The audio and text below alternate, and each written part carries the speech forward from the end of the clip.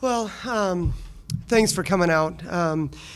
I'll say this, Mike Neighbors and his staff has done an unbelievable job with this team.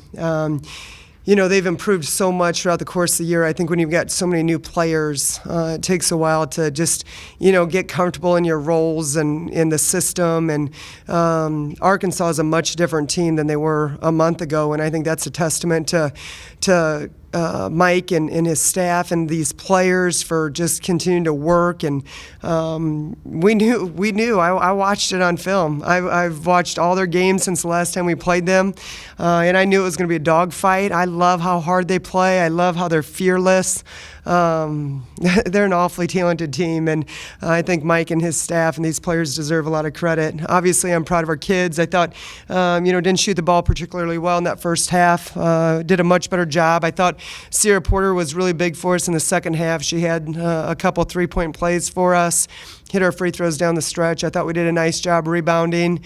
There's a number of areas that I don't know that I was particularly pleased with our team, but this time of the year in the SEC, winning's hard and winning on the road's really hard, and proud of our girls for finding a way to get it done in that fourth quarter.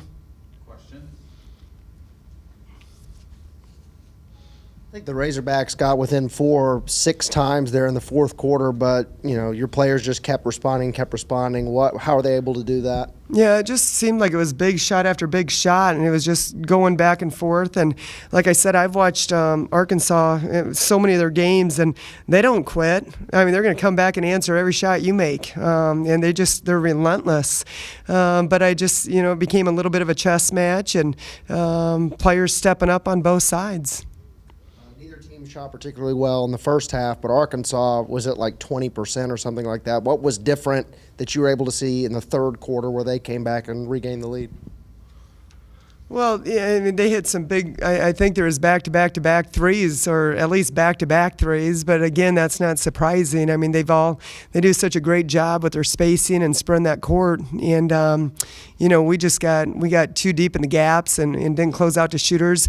I think they had, at one point in that third quarter, I think they had 9 points in transition, and I think maybe 6 of the 9 were off missed baskets, which tells me we weren't getting back very well in transition, and they were really pushing the ball. So, again, just so much. I just give Mike and his staff so much credit.